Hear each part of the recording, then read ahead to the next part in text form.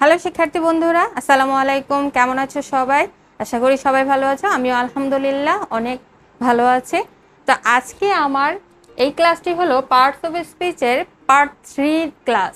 আজকে যে বিষয়টি নিয়ে আলোচনা করব সেটা খুবই গুরুত্বপূর্ণ একটি বিষয়। আর বিষয়টি হলো কি প্রিপোজিশন, যার বাংলা হলো পদান্বয়ী অব্যয়।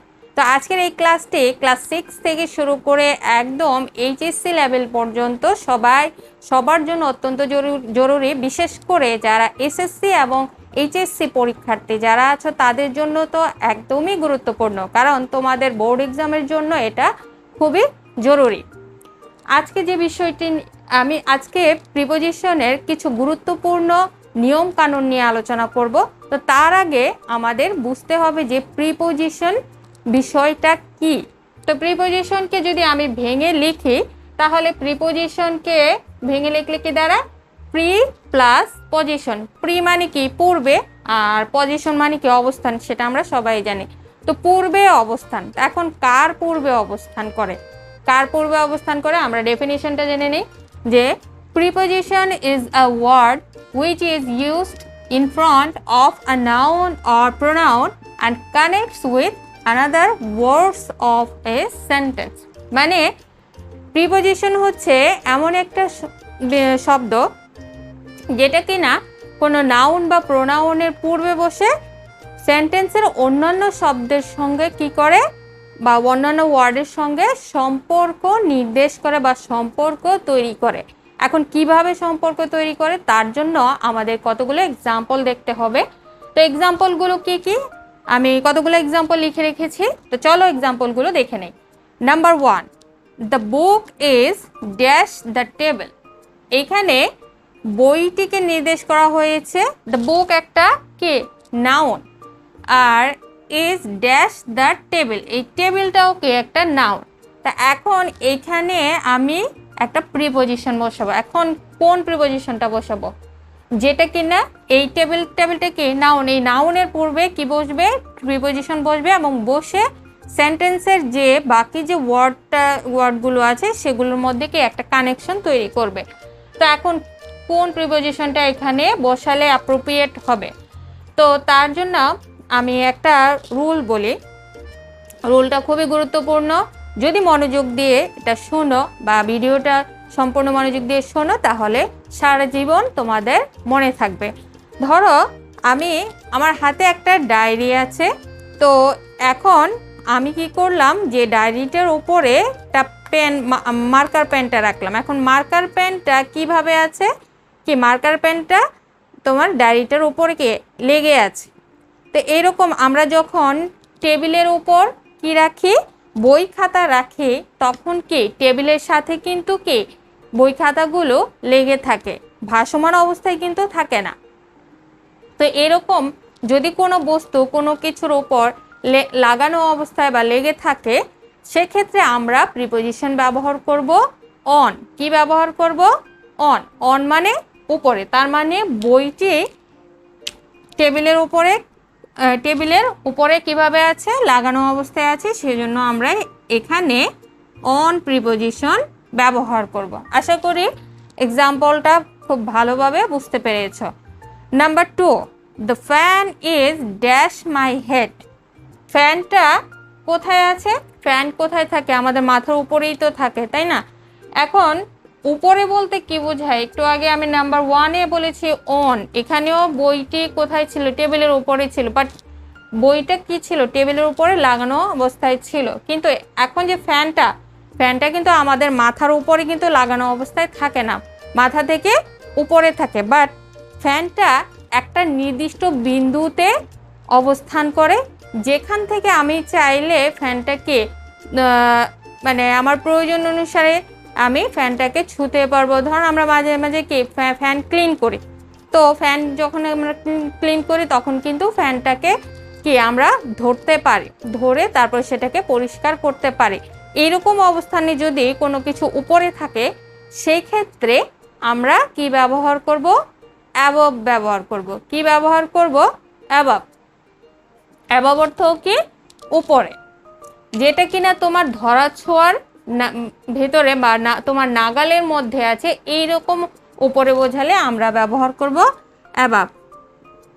খুবই মনোযোগ দিয়ে দেখবে, কারণ এই ভিডিওটা তোমাদের জন্য, বিশেষ করে এসএসসি এইচএসসি, আমি আবারও বলে দিচ্ছি এসএসসি এইচএসসি পরীক্ষার্থী যারা আছো তাদের জন্য খুবই গুরুত্বপূর্ণ একটি বিষয় হচ্ছে প্রিপোজিশন।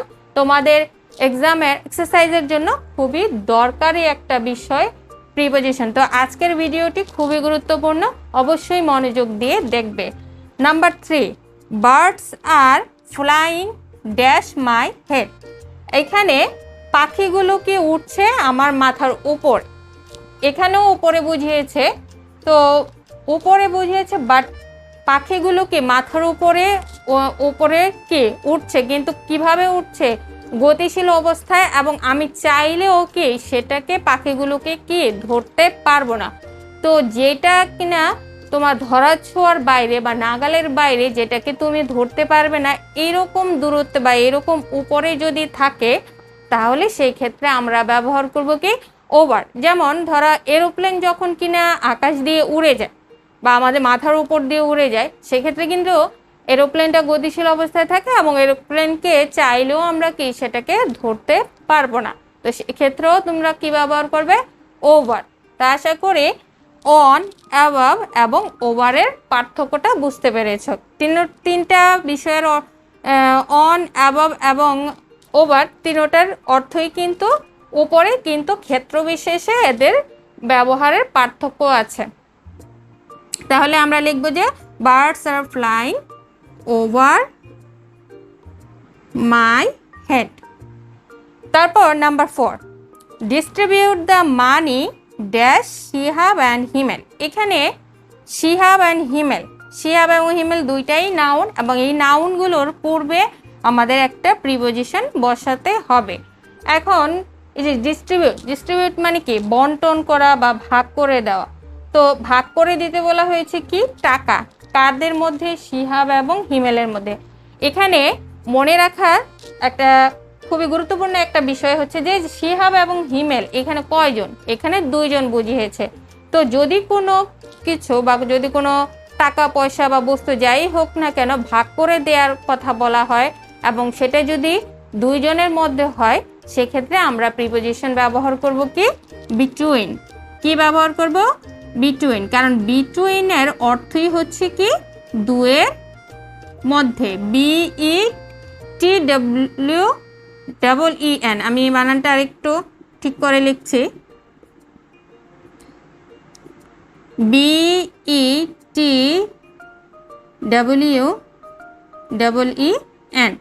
বিটুইন। বিটুইন অর্থ হলো দুয়ের মধ্যে, কারণ এখানে শিহাব এবং হিমেল এই পার্সন কয়জন, 2 জন। তারপরে আসো number 5, divide the mangoes dash the people. এখানেও ডিভাইড অর্থ কি ভাগ করে দেওয়া। এখন ভাগ করে দিতে বলেছে কি আমগুলো কি জনগণের মধ্যে বা লোকজনগুলোর মধ্যে ভাগ করে দেওয়া। এখন এই পিপল দ্বারা কিন্তু কয়জন সেটা বোঝা যায় না, কিন্তু অবশ্যই এটা বোঝা যায় যে 2-এর বেশি। তো 2-এর অধিক এরকম সংখ্যা যদি বোঝায়, যে এরকম সংখ্যার ভিতরে কোনো কিছু যদি ভাগ করে দিতে বলা হয়, তখন সেক্ষেত্রে আমরা ব্যবহার করব কি অ্যামং। কারণ বিটুইন হলো 2-এর মধ্যে ভাগ করে দেওয়া, আর অ্যামং হলো কি অনেকের মধ্যে, মানে 2-এর বেশি।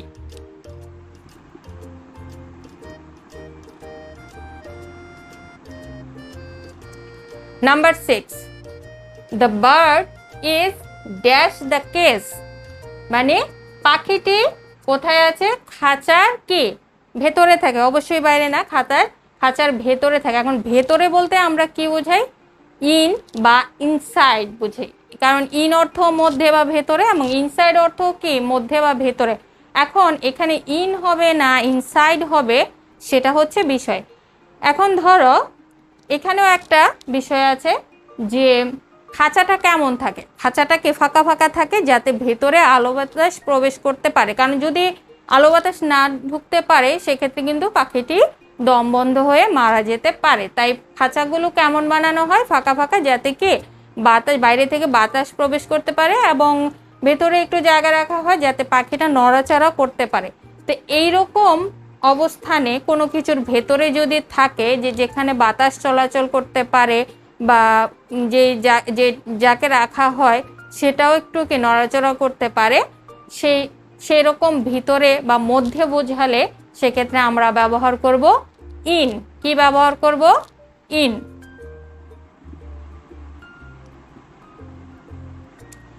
তাহলে the bird is in the cage, পাখিটি খাঁচার মধ্যে বা ভেতরে আছে। তারপর number 7, I have some money dash my bag, আমার কাছে কিছু টাকা আছে। কোথায় আছে? ব্যাগের কি ভেতরে আছে। এখন ব্যাগটা কিন্তু কি ছোট, এখানেও মধ্যে বা ভেতরে বোঝায়, তো এক্ষেত্রে আমরা ইন ব্যবহার করতে পারবো না, এক্ষেত্রে আমরা ব্যবহার করব ইনসাইড। কেন ব্যবহার করব? কারণ একটু আগে আমি বলেছিলাম যে যেখানে বাতাস চলাচল করতে পারে বা কোন বস্তু, যেই বস্তু বা প্রাণীটাকে রাখা হয় সেটা যদি কে নড়াচড়া করতে পারে বা চলাচল করতে পারে, বাতাস বাইরে থেকে চলাচল করতে পারে, সেক্ষেত্রে ইন ব্যবহার করা হয়।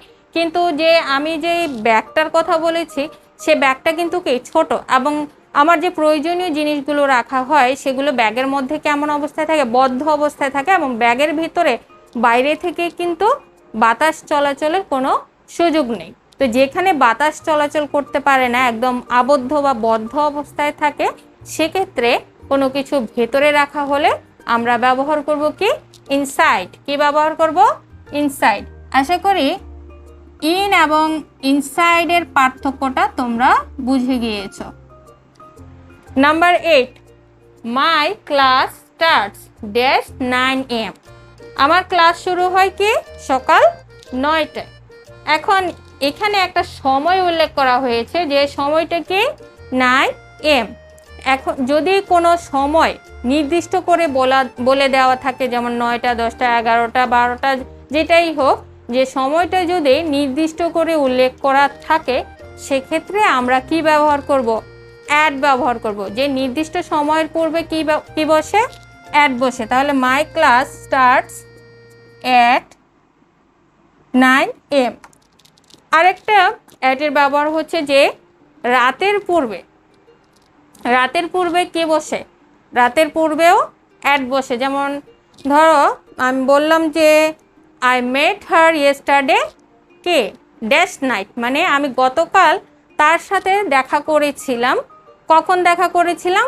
রাতে। তাহলে সেক্ষেত্রে প্রিপোজিশন কি ব্যবহার করব? অ্যাট ব্যবহার করব। তাহলে এটা অবশ্যই মনে রাখবে যে রাতের পূর্বেও কি প্রিপোজিশন কি বসে? অ্যাট বসে।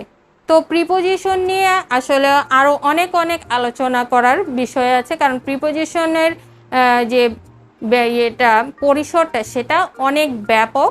তো আমি প্রিপোজিশন নিয়ে আরেকটা স্পেশাল ক্লাস তৈরি করব, বিশেষ করে যারা এসএসসি এবং এইচএসসি শিক্ষার্থী আছো তাদের জন্য, কারণ প্রিপোজিশনের আরও অনেক নিয়মকানুন আছে যেগুলো জানা খুবই গুরুত্বপূর্ণ, আর যেগুলো প্র্যাকটিস করলে তোমরা এই নিয়মের মধ্যে যা যা আসে তোমরা নিজেরাই কি করতে পারবে, যে কখন কোথায় কোন প্রিপোজিশনটা ব্যবহার করতে হবে।